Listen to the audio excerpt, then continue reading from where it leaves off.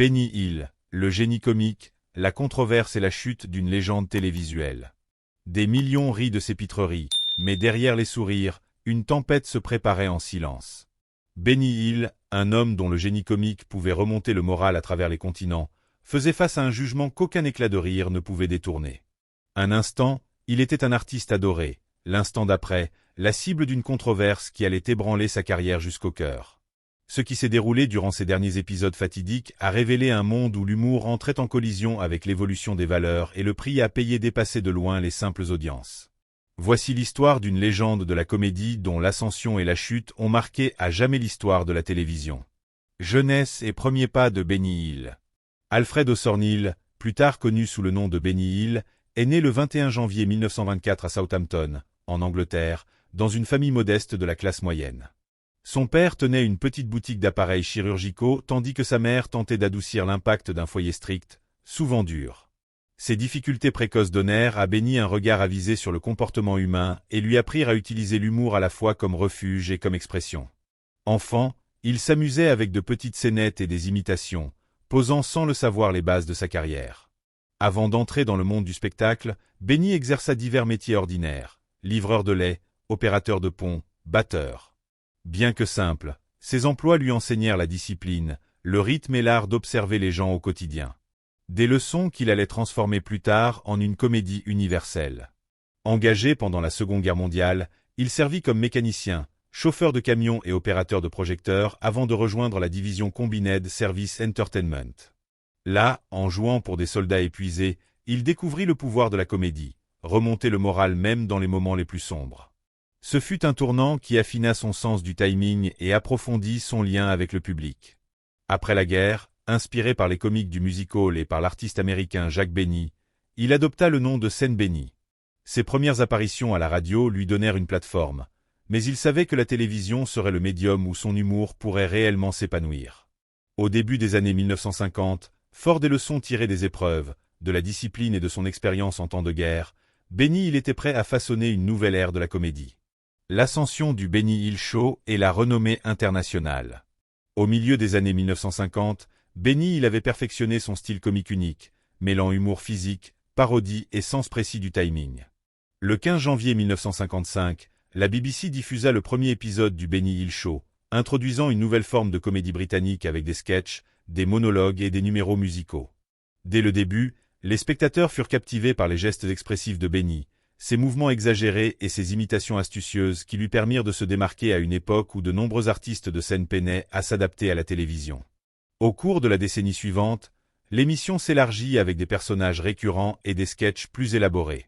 Des artistes comme Jackie Wright, Henry McGee et Fred Scuttle servaient de contrepoint aux pitreries de Benny, tandis que les désormais emblématiques scènes de poursuite, accompagnées de Yakety Sax, introduite pour la première fois sur Thames Television en 1969, mettait en valeur sa maîtrise de la comédie physique et devinrent indissociables de l'identité du programme. Ces séquences, mélange d'actions rapides et de gags visuels, étaient divertissantes mais allaient plus tard susciter la controverse. Le passage à Thames Television permit des épisodes plus longs, des sketchs plus élaborés et des numéros musicaux chorégraphiés, renforçant l'attrait international de l'émission. Diffusée dans plus de 140 pays, elle atteignit des publics aux États-Unis, en Europe et en Australie. Au début des années 1970, l'émission atteignit son apogée avec plus de 21 millions de téléspectateurs au Royaume-Uni. Benny Hill obtint des nominations aux Emmy Awards en 1980 et 1981 et reçut la Rose d'Or en 1984, consacrant son statut de figure pionnière de la comédie. Derrière les rires, le travail de Benny était méticuleux. Il écrivait des sketchs, composait des chansons et créait des imitations avec précision, s'appuyant sur une compréhension profonde de la culture populaire. Sa combinaison de slapstick, de musique et de satire rendit l'émission techniquement complexe mais légère. Même au sommet de la gloire, Benny menait une vie modeste, louant des appartements et fuyant les projecteurs, équilibrant ainsi célébrité mondiale et simplicité privée. Le Benny Hill Show fut l'aboutissement de décennies d'observation, d'entraînement et de dévouement. Pourtant, à l'approche des années 1980, l'évolution des valeurs sociales et les changements culturels commencèrent à remettre en question les éléments mêmes qui avaient rendu l'émission si aimée à travers le monde, préparant le terrain pour la controverse et le déclin inévitable. Controverse et réactions négatives. Au début des années 1980, The Benny Hill Show fit face à un nouveau type de critique. Alors que les publics du monde entier continuaient d'apprécier la comédie physique de Benny, ses parodies musicales et ses poursuites exagérées, les attitudes culturelles au Royaume-Uni évoluaient rapidement. La société commençait à remettre en question la représentation du genre, de la sexualité et du pouvoir dans les médias. Et l'humour, autrefois jugé inoffensif, paraissait désormais dépassé et, pour certains, offensant. La dépendance de l'émission aux femmes en tenue légère, aux blagues suggestives et aux sketchs où les hommes semblaient ridicules tandis que les femmes devenaient objets de poursuite, attira de plus en plus de critiques. Ce qui avait été considéré comme un divertissement espiègle était désormais perçu comme la perpétuation de stéréotypes sexistes. Et l'examen s'intensifia alors que les jeunes spectateurs adoptaient de nouvelles formes de comédie centrées sur la satire politique, la critique sociale et une représentation plus inclusive. Parmi les critiques les plus virulents figurait le comédien Ben Elton, une figure montante du mouvement de la comédie alternative. Elton condamna publiquement le programme, affirmant que son contenu contribuait à une culture dans laquelle les femmes étaient objectifiées et moins en sécurité. Dans une déclaration largement relayée, il soulignait l'usage répété de scènes de poursuite où des femmes peu vêtues poursuivaient ou étaient poursuivies par des hommes, suggérant que ces représentations banalisaient le manque de respect envers l'autonomie et la sécurité des femmes. Ces critiques trouvèrent un écho auprès des féministes, des observateurs des médias et des publics progressistes, déclenchant des débats dans les journaux, les émissions de télévision et les forums publics sur la responsabilité du divertissement à refléter l'évolution des valeurs sociales. Alors que certains partisans de Benny jugeaient ces critiques exagérées ou mal interprétées, le débat fit remonter à la surface des tensions de longue date, obligeant les chaînes et les producteurs à affronter un paysage d'attente en pleine mutation. La controverse ne se limita pas aux critiques verbales. Elle impliqua aussi l'examen des organismes de régulation et des diffuseurs. Le Broadcasting Standard Council, par exemple, commença à s'interroger sur la pertinence de certains sketchs, en particulier les poursuites à caractère sexuellement suggestif, pour une diffusion en prime time. Ce qui avait été célébré comme une caractéristique essentielle de la comédie britannique devint un symbole d'un média en décalage avec les valeurs modernes. En réponse, certains ajustements furent apportés à l'émission. Les épisodes ultérieurs réduisirent la fréquence des poursuites sexualisées et adoucirent les contenus ouvertement suggestifs. Toutefois, ces changements furent insuffisants pour corriger la perception générale que le style de l'émission n'était plus en phase avec les normes culturelles contemporaines. Les audiences commencèrent à décliner, signe que même les fidèles se détournaient face aux critiques croissantes et à un paysage télévisuel en pleine évolution. Au-delà de ces pressions sociales, des expériences individuelles sur le plateau vinrent assombrir davantage la réputation de l'émission. Tandis que Benny Hill et ses producteurs défendirent le programme en affirmant que les femmes gardaient leur dignité et que la comédie visait surtout à ridiculiser les hommes, des allégations de harcèlement et de comportements inappropriés commencèrent à circuler. Certaines anciennes danseuses et membres de la distribution déclarèrent s'être senties sous pression ou mal à l'aise lors des répétitions, alors que d'autres témoignèrent de l'équité et du soutien de Hill. Ces récits contrastés complexifièrent la perception publique. La tension entre l'intention créative du programme et l'évolution du climat social mit en évidence les difficultés rencontrées par les émissions de longue durée lorsque les attentes culturelles évoluent plus vite que leur production. À la fin des années 1980, ces pressions convergentes, débats publics, critiques médiatiques, surveillance réglementaire et baisse d'audience indiquaient que l'ère du Benny Hill Show touchait à sa fin. Ce qui avait été un phénomène mondial, séduisant des millions de personnes par son humour et son charme, était de plus en plus perçu comme une relique d'un temps révolu. Les rires qui avaient défini la carrière de Benny Hill étaient désormais liés à la tristesse de la controverse, marquant le début de la fin pour une émission qui avait symbolisé la joie et la légèreté.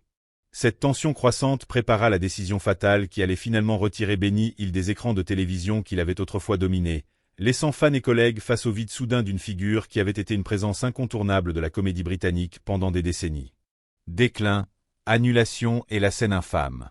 À la fin des années 1980, The Benny Hill Show faisait face à une convergence de pression qui allait finalement mettre un terme à sa longue domination télévisuelle. Les audiences, qui dépassaient autrefois 21 millions de téléspectateurs au Royaume-Uni dans les années 1970, avaient régulièrement décliné au fil de l'évolution des goûts du public. En 1989, elles étaient tombées sous la barre des 10 millions par épisode, un contraste frappant avec l'apogée. Les chaînes, confrontées à des coûts de production élevés, chaque épisode coûtant apparemment plus de 45 000 livres, commencèrent à douter de la viabilité d'un programme à la fois onéreux et en perte d'audience. L'association autrefois célébrée de slapstick, d'humour grivois et de poursuites exagérées, paraissait de plus en plus en décalage avec les attentes contemporaines.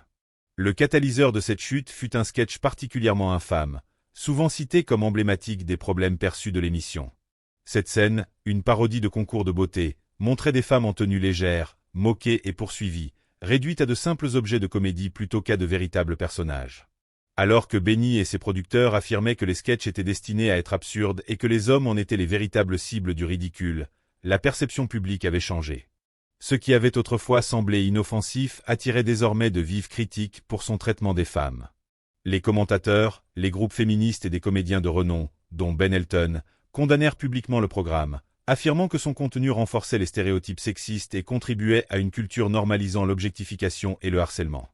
Les chaînes et producteurs tentèrent de répondre à ces préoccupations en apportant de légers ajustements, réduisant la fréquence des poursuites sexualisées et édulcorant les contenus suggestifs. Toutefois, ces mesures ne suffirent pas à résoudre la tension entre le style établi de l'émission et un climat social en pleine mutation. La combinaison de la baisse des audiences, de l'augmentation des coûts et des critiques croissantes laissa à Thames Télévision peu d'options viables. En mai 1989, Benny Hill fut convoqué à une réunion avec John Howard Davis, directeur du divertissement, et informé que ses services n'étaient plus requis. La décision fut attribuée au public en diminution, aux dépenses croissantes et à la fatigue de Hill après des décennies de travail exigeant. L'annulation de l'émission fut un choc pour Hill qui croyait encore préparer de nouveaux succès. Sa déception fut aggravée par le fait que The Benny Hill Show avait obtenu une reconnaissance internationale sans précédent, diffusée dans plus de 97 pays et nommé aux Emmy Awards en 1980. Le contraste entre l'acclamation mondiale et les critiques nationales soulignait une réalité amère. Une comédie autrefois célébrée comme un trésor national était désormais jugée sévèrement à l'aune de nouvelles normes culturelles. Même les fans fidèles peinaient à concilier leur attachement au sketch avec le malaise grandissant face à leur contenu. Les dernières années de Benny Hill, santé et vie privée. Après l'annulation du Benny Hill Show en 1989, Benny Hill se retira de la vie publique, entrant dans une période marquée par la réflexion silencieuse et une relative isolation. Malgré des décennies de gloire mondiale et un immense succès financier, il choisit de vivre modestement dans un petit appartement loué à Teddington plutôt que d'acheter une maison ou de s'adonner au luxe. Le contraste entre son personnage public, bruyant, énergique et omniprésent à l'écran, et sa vie privée ne pouvait être plus frappant. Ses habitudes personnelles reflétaient la frugalité inculquée durant son enfance. Il achetait des produits bon marché, raccommodait ses vêtements lui-même et voyageait rarement, même s'il possédait une fortune difficile à imaginer. Ses choix, apparemment incongrus avec son statut de star internationale, révélaient un homme dont les valeurs étaient forgées par la discipline, l'autonomie et un dévouement constant à son art. Cependant, les années qui suivirent la fin de l'émission ne furent pas exemptes de tensions émotionnelles. Benny avait longtemps connu des déceptions amoureuses, ayant essuyé plusieurs refus à ses demandes en mariage, et les spéculations sur sa vie sentimentale et sa sexualité persistaient, alimentées par la presse et la curiosité du public. Il restait impassible face à ces rumeurs, préservant sa vie privée et se concentrant presque exclusivement sur la comédie. Son attachement à l'art comique ne faiblit jamais. Même en vacances ou durant ses rares moments de détente, il écrivait des sketchs, développait des idées et perfectionnait son sens du timing. Pour Benny Hill, la comédie n'était pas seulement un métier, mais le prisme par lequel il comprenait le monde, le langage à travers lequel il s'exprimait et la force qui donnait un sens à sa vie. Sa santé toutefois commença à assombrir ses activités professionnelles. En février 1992, il subit une légère crise cardiaque. Les médecins recommandèrent un pontage coronarien, mais il refusa. À peine une semaine plus tard, on lui diagnostiqua une insuffisance rénale qu'il choisit encore de ne pas traiter. Ces décisions reflétaient son indépendance obstinée, son refus de compromettre son mode de vie, même face à des menaces mortelles. Malgré ces épreuves, il continua à vivre seul, conservant ses habitudes et travaillant sur de petits projets personnels, tout en restant largement en retrait de la scène publique. Sa vie était devenue une existence d'endurance silencieuse, en contraste saisissant avec l'exubérance et le tumulte de son personnage à l'écran. En avril 1992, le drame survint.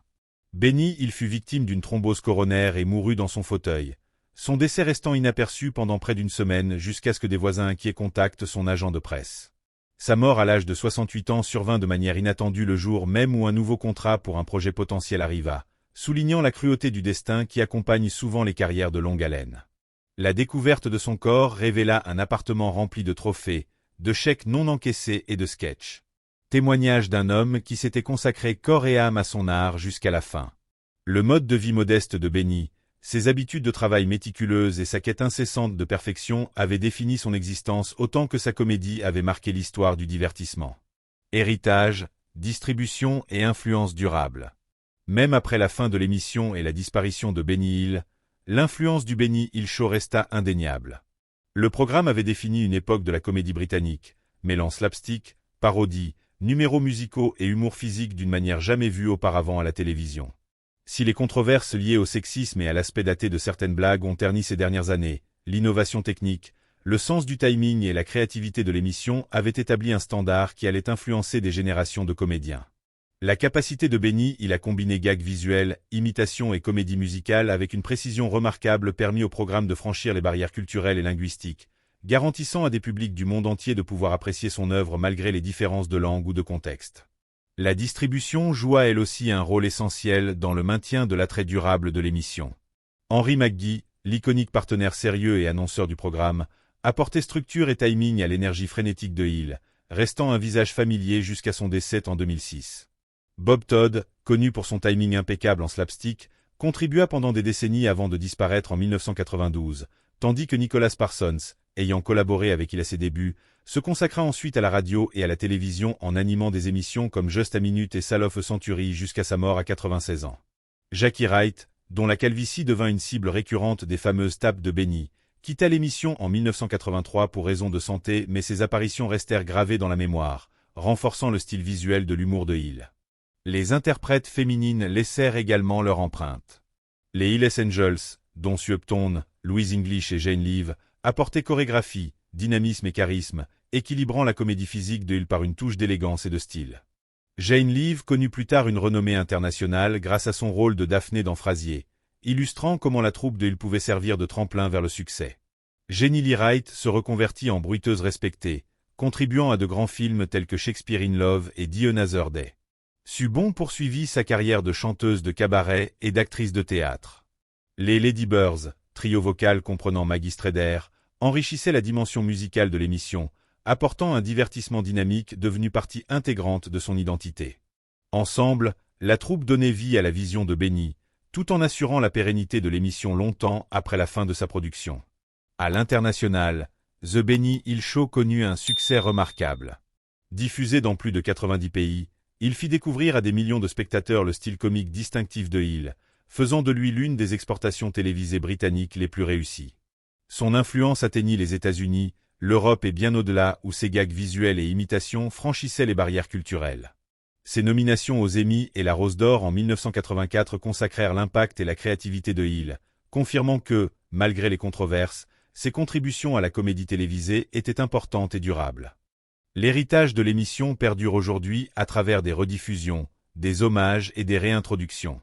Dans les années 2000, des chaînes comme DTS TV remirent le Benny Hill Show à l'honneur auprès des nouvelles générations, soulignant le charme intemporel de sa comédie physique, de ses parodies intelligentes et de ses sketchs musicaux. L'influence du sens du timing, du travail sur les personnages et des gags visuels de Hill est perceptible dans la comédie moderne, des émissions de sketch au programme de variété, illustrant comment son œuvre a façonné l'évolution de l'humour télévisé. Même si les valeurs sociales et la perception de la comédie ont évolué, la maîtrise du rire et de la performance par Benny Hill demeure une référence pour les artistes cherchant à combiner esprit, mouvement et musicalité de manière innovante. Maintenant que vous connaissez l'histoire derrière l'ascension, les controverses et la fin ultime du Benny Hill Show, qu'en pensez-vous? Benny Hill était-il un génie de la comédie? Ou bien son humour était-il décalé face à l'évolution des mentalités? Quel était votre personnage ou Hills Angel préféré et quel sketch vous a fait le plus rire? Partagez vos impressions dans les commentaires ci-dessous. N'oubliez pas de liker la vidéo, de vous abonner à la chaîne et de cliquer sur la prochaine vidéo à l'écran pour continuer à explorer l'univers des légendes de la télévision classique.